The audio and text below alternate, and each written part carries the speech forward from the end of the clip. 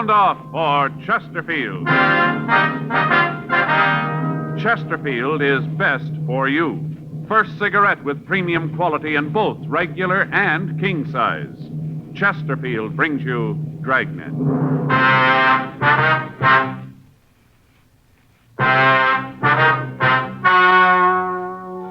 Ladies and gentlemen, the story you are about to hear is true. The names have been changed to protect the innocent.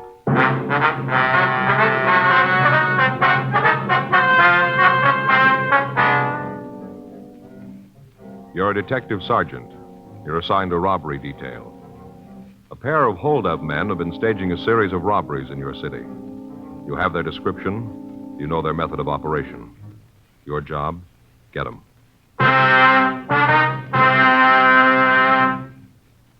Years ahead of them all. Chesterfield is years ahead of them all. The quality contrast between Chesterfield and other leading brands is a revealing story. Recent chemical analyses give an index of good quality for the country's 6 leading cigarette brands. The index of good quality table, which is a ratio of high sugar to low nicotine, shows Chesterfield quality highest. Chesterfield quality highest. 15% higher than its nearest competitor. Chesterfield quality highest. 31% higher than the average of the 5 other leading brands. Yes, Chesterfield is first with premium quality in both regular and king size. Don't you want to try a cigarette with a record like this? Chesterfield.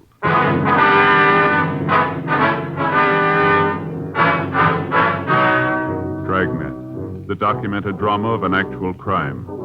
For the next 30 minutes, in cooperation with the Los Angeles Police Department, you will travel step by step on the side of the law through an actual case transcribed from official police files. From beginning to end, from crime to punishment, Dragnet is the story of your police force in action. It was Tuesday, September 6th. It was warm in Los Angeles. We were working the day watch out of robbery detail. My partner's Frank Smith. The boss is Captain Didion. My name's Friday. I was on my way into the office, and it was 8:02 a.m. when I got to room 27A. Robbery. Joe, is that you? Yeah. Did you just get in? Yeah, a couple of minutes ago. The last run from the stats office come in yet? No, I called them. They said it'd be about 10. Hey, you look kind of beat. Yeah, I had a little trouble sleeping last night. Huh? Went over this thing. Someplace the guys must have made a mistake. I can't figure it. Yeah, I've been trying to figure an angle, too. Saw the skipper this morning. What'd he say about it? Nothing. Asked how we were doing. I told him we had a couple of things cooking. He didn't say anything. Guess he's getting plenty of heat from the front office. His pills are getting bigger. Stomach's giving him trouble again, I guess. Yeah, he had some this morning. Looked big enough for a horse. I never saw such big pills, Joe. He could hardly swallow them. Purple, too. Well, 11 jobs in 3 months. All the same M.O., all the same descriptions. None of them add up to anything we can make. Yeah. Skipper said he had a call from the insurance company that underwrote the jewelry store they hit last Thursday. Yeah? Said the guy was real nasty. Said if we couldn't clean it up, he was going to the police commission to get some action that way. Robbery Friday. Who? Oh, yeah, Rod. Yeah, sure, I remember. How's it going? Oh, that's good. What? Yeah. Yeah, I guess we can come right down. All right, sure. Okay, Rod, thanks. We'll be right there. You remember Rod Nealon, the guy we nailed for robbery 5 years ago? Nealon? Yeah, I know who you mean. He wants to see us, says he's got some information. Yeah? About the guys we're after.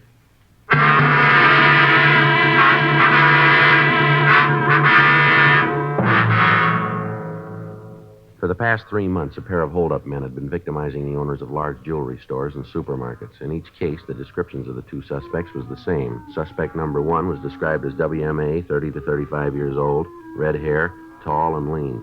Suspect number 2 was described as WMA, 25 to 30 years old, 5'7", 120 pounds. Victims reported that the larger of the 2 bandits had a slight stutter, but neither of them had any visible marks or scars. In each instance, the method of operation the bandits used was the same. The 2 men would enter the store at about 10 a.m. The smaller of the 2 thieves would ask to use the telephone. He'd go to the rear of the store, and there he would produce a .32 caliber automatic. The other man would pull a sawed-off shotgun, and together, the 2 of them would tape the victim's hands and feet and lock them in a rear room. Then they'd rifle the safe and leave. None of the victims could tell us if the pair used a car. Everyone concerned had been shown mug books, but they were unable to make an identification. The MO had been run through the stats office, but after the possibles had been checked out, we had nothing. Communications had been gotten off to George Brereton up at CII, Sacramento, but they were unable to help us in making an identification. For 3 months, the holdup men were able to hit where they wanted and when they wanted, and it seemed as if we were unable to stop them. All sources of information had been checked, but they netted us no new leads. 8:25 a.m., Frank and I drove over to see Rod Nealon. He worked in the small machine shop on South La Brea. He checked with the shop foreman and got permission to talk to us. He led us to a small lunch stand around the corner from the shop. We ordered a cup of coffee, and Rod told us why he'd called. I got to reading the papers, read about these holdups, and figured maybe I could give you guys a hand. We can use it, Rod. You guys were pretty nice to me when I got picked up. Sort of figure I owe you a favor. Well, what's the information you got, Rod? Well, I was in the bar the other night. Friday night, place down on 3rd, having a beer. Yeah. Well, I sat there for a little bit, chewing up a storm with a bartender, and these two guys come in. Got a girl with them. Uh-huh. Well, the three of them go over to a booth, sit down, and order drinks. I didn't pay much attention to them. It's none of my business. Yeah, go ahead. Well, when they put in their order, bartender and me got kind of laughing about it. Why is that? Well, the two guys ordered bourbon, but the girl ordered one of those weird mixed things, cream de menthe and cream de cocoa and chopped up ice. Real weird. Well, I looked over at her. Usually the only people who ordered things like that are young kids. I asked the bartender about it. Yeah. He said that's all the girl ever ordered. Said they came in all the time, steady customers. Well, what makes you think the other ones were after, Rod? Well, the way they looked and acted. Two fellas were loaded with money, had a roll that'd choke a horse. Right then, I didn't think much about it. Figured maybe they were just trying to impress the girl, Mm-hmm. Didn't really think much about it then. On the way home, I stopped and picked up a morning paper. I read about the robberies. I noticed the descriptions you had on them. Fit the two guys in the bar to a T. Tall redhead, short dark fella. The big one even had that stutter. You got any names on these two fellas? No, I didn't hear anything. Not from them, anyway. I asked the bartender. He said the big one was called Chet and the little guy's named Vince.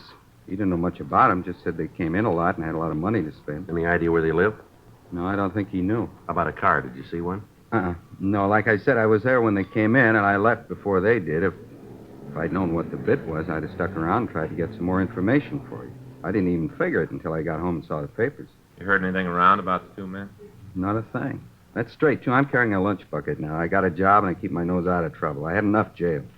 I don't want any more of it. Well, that's good to hear, Rod. I learned. No more. It's tough to learn it that way, but I guess there ain't no other. Now, sir, I'm clean. I'm going to stay that way. Like I said, though, you guys were nice to me. You gave me a break. I want to help you out. Sort of say thanks. Yeah, Rod, and we appreciate it, too. You know that. Listen, anything I can do, I'm with you, fellas. Where is this bar?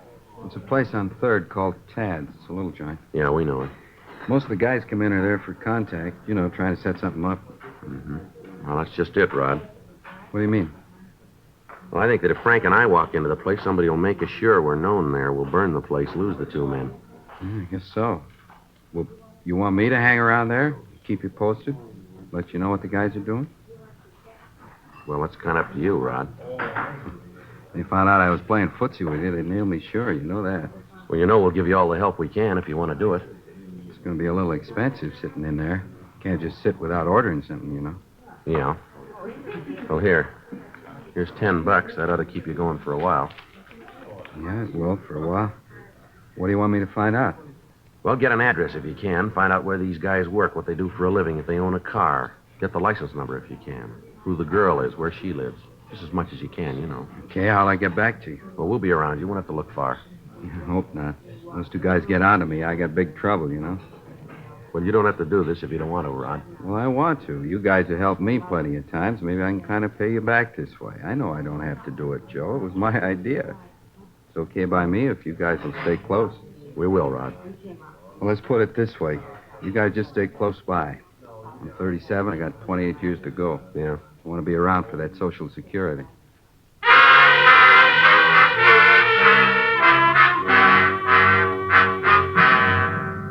We got the description of the girl who'd been seen with the two suspects, then Frank and I drove back to the office. We checked the names Chet and Vince through the moniker files in R&I. We came up with several possibles, but they were eliminated. For the next 3 days, we kept in constant contact with Rod Nealon. He would report for work at 8 a.m., finish up at 5, and then after a dinner downtown, he'd spend the evening in the bar down on 3rd Street. During that time, he had no contact with the two men. They'd failed to make an appearance at the bar. The kickbacks from up north arrived, but we got no new leads from them. Saturday, September 10th. Frank and I met with Nealon for lunch. He told us that he hadn't seen the suspects since the night he told us about. He said that the bartender told him that they hadn't been in the place on 3rd Street. 3:16 p.m. Frank and I checked back into the office. Well, that went no place. I wonder where they are. I don't know, Joe. Nothing around town on them. Maybe they decided they were running their luck a little close, huh? Well, it could be, but they got no reason to quit. As far as they know, they're in the clear. There's nothing to scare them off. No.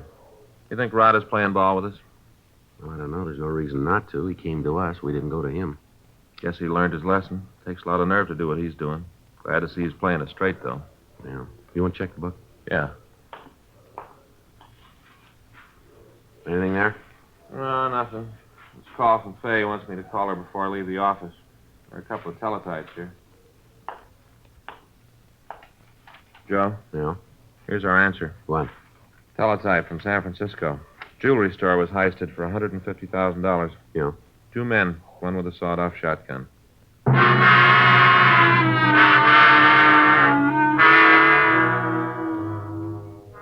We sent a teletype to San Francisco immediately, asking for full details on the holdup.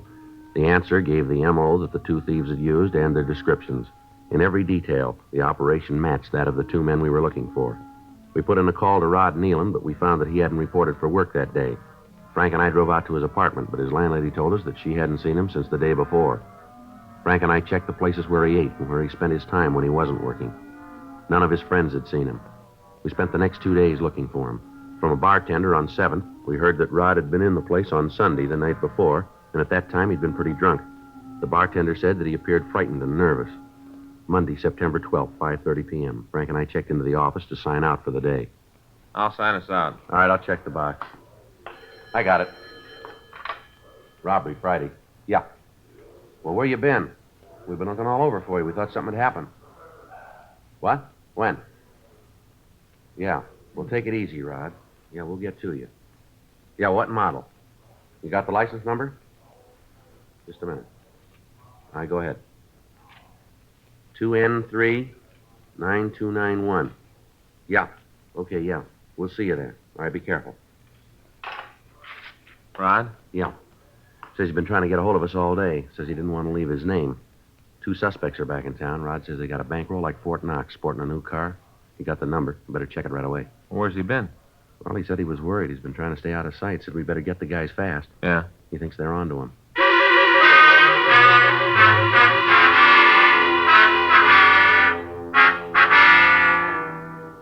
Our informant, Rod Nealon, told me on the phone that he'd been hiding for the last 2 days. He said that on the night the robbery suspects had gotten back into town, the bartender had let it drop to them that Rod had been asking questions.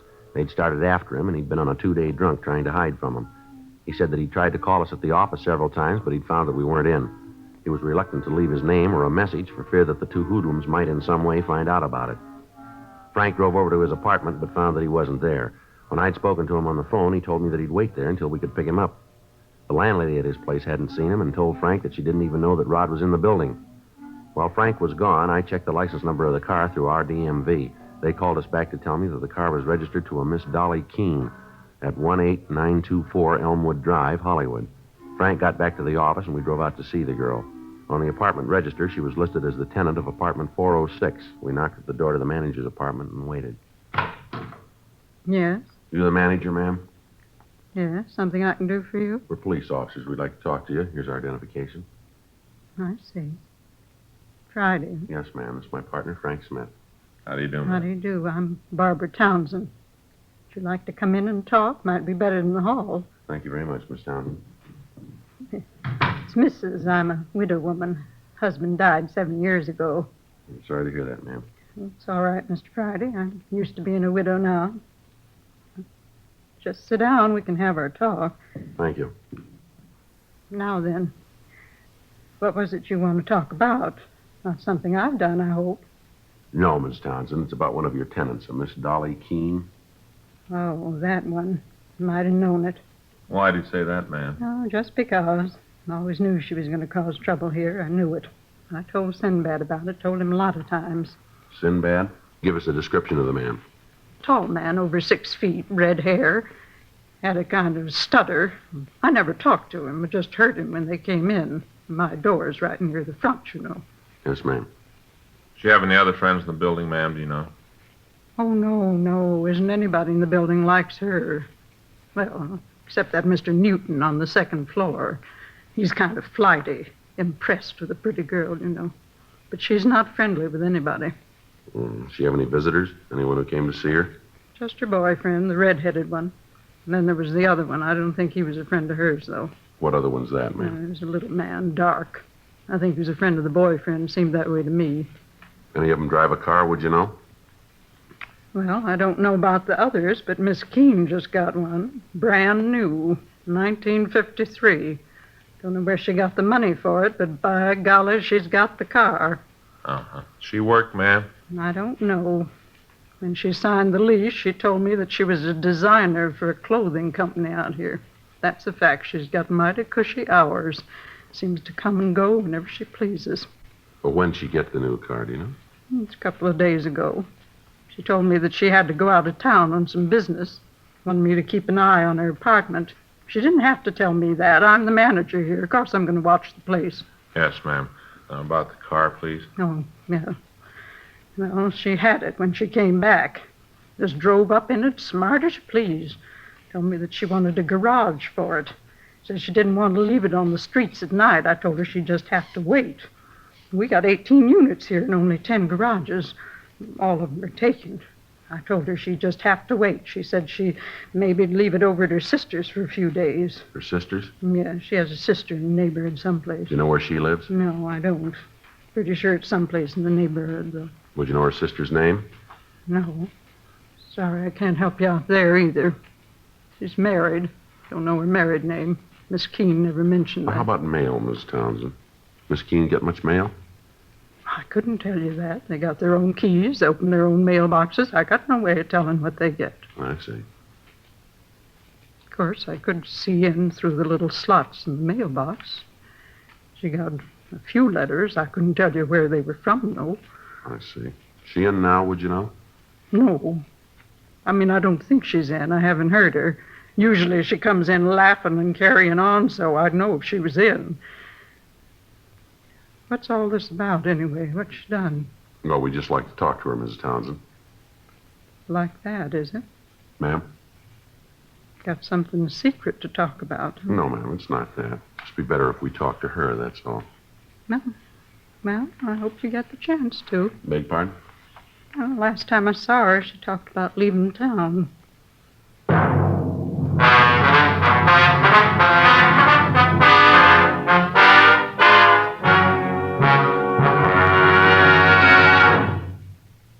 You are listening to Dragnet, the authentic story of your police force in action.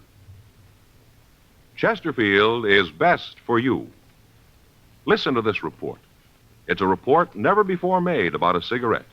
Smoked day after day by a group of people smoking from 10 to 40 cigarettes a day for a full year. Here's Chesterfield's record.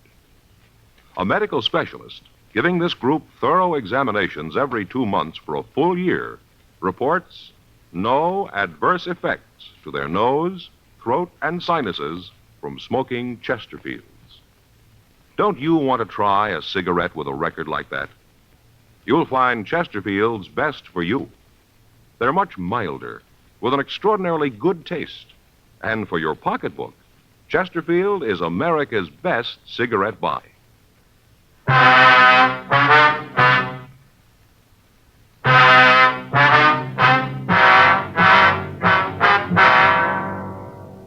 In the company of the manager, Frank and I went through the girl's apartment.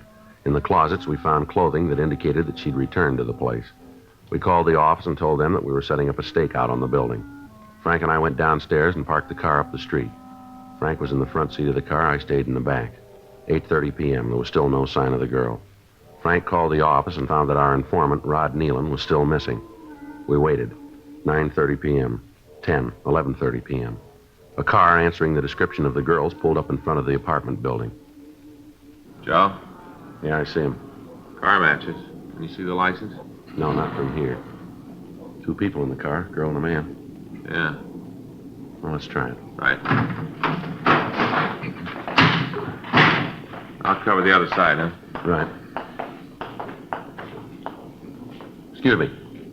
Yeah? What is it? I'd like to see your identification, please. Well, what for? I'm doing nothing. Police officers like to see your ID. I don't know what this is all about. All right, mister, get out of the car. I don't know what you guys are trying to prove with all this. Getting so a guy can't take his girl out anymore without cops rousting him. Looks like the other one in the car that just pulled up. Yeah. Finch, get out of here. It's the cops. I'll get him, Joe. All right, get your hands in back of you. Lousy cops, you'll never get him. Stand still. You'll never get him. He's probably got your partner by All now. right, get back in the car. What's going on, Chip? Lousy cops, they think they got us. Vince is a good shot. All right, give me those ignition keys, lady. What for? Give them to me. All right. Now, both of you, stay in the car. Joe, the apartment house. Over here. How about it? He's up there on the second floor. All right, come on, mister, give it up. Get away from me, cop! Get away! Throw that gun down here. Come on, throw that gun down. What do you figure, Joe? I don't know, cover me, I'll go up. Right.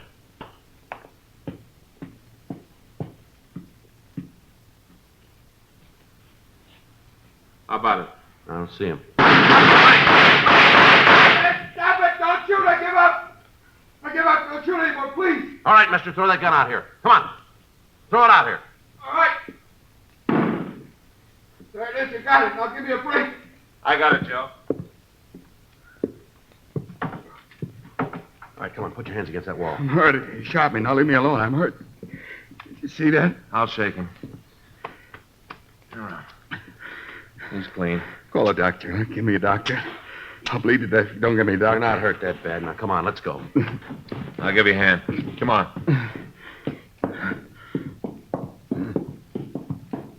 All right, come on. What's all the shooting about? Oh. Shot him, huh? Yes, ma'am. I better call Georgia Street, Frank. Get the other ones in the car. Yeah, I'll stay here with this one. Frank? What's the matter? Something wrong? Yeah, I gotta get out of broadcast. They're gone.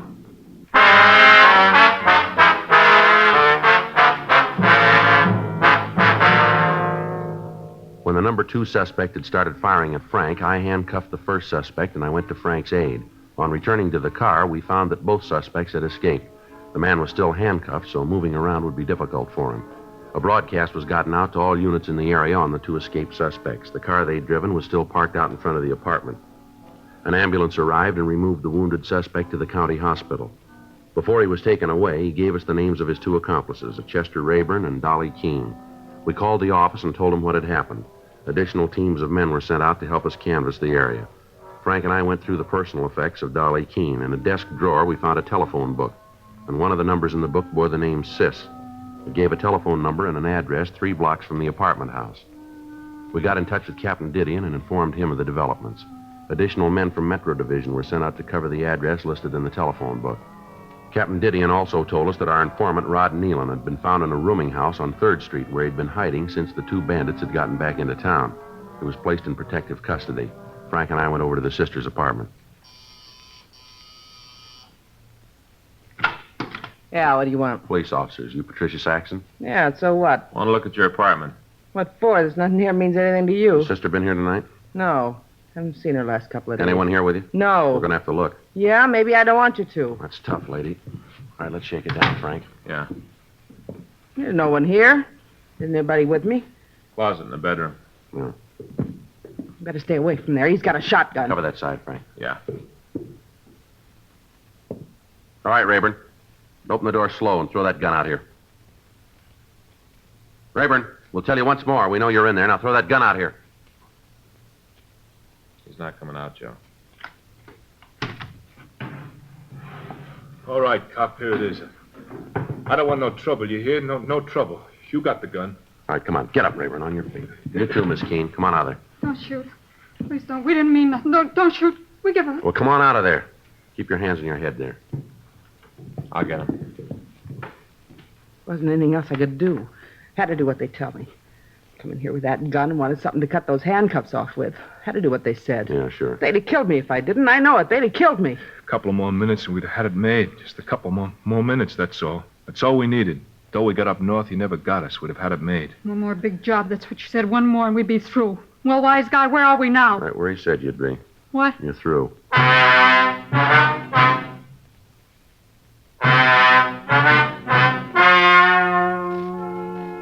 story you've just heard was true.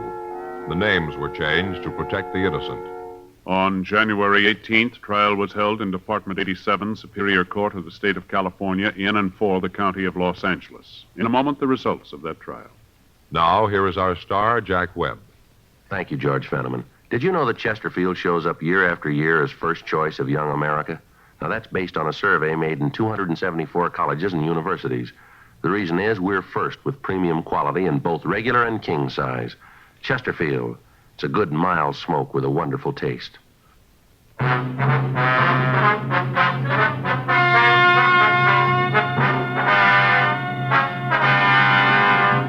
Chester Lloyd Rayburn and Vincent Robert Parker were tried and found guilty on 9 counts of robbery in the first degree. They were sentenced to the state penitentiary for the term prescribed by law. Robbery in the first degree is punishable by imprisonment for a period of not less than 5 years. Lillian Keene, alias Dolly Keene, was tried and convicted of being an accessory. She received sentence as prescribed by law. Aiding a principal in a felony is punishable by imprisonment in the state penitentiary for a period of not more than 5 years. Ladies and gentlemen, in the fight against an old enemy, polio, medical research has armed us with a powerful new weapon, gamma globulin. Used soon enough, it can prevent the paralyzing effects of polio. But first, you must furnish the raw material, blood. Doctors urgently need your donation of blood to make gamma globulin. So call the Red Cross. Please don't put it off. It's too important. Call the Red Cross tomorrow and make an appointment to give blood.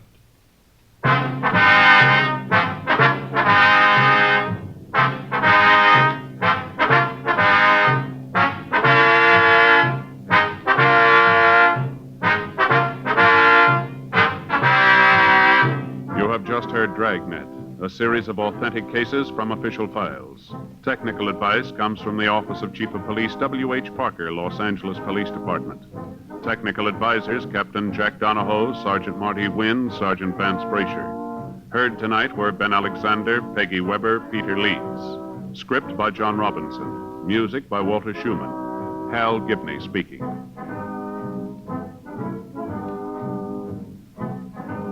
For a million laughs, tune in Chesterfield's Martin and Lewis show, Tuesday on this same NBC station. And sound off for Chesterfield's. Either regular or king size, you'll find premium quality Chesterfields much milder. Chesterfield is best for you. Chesterfield has brought you Dragnet, transcribed from Los Angeles.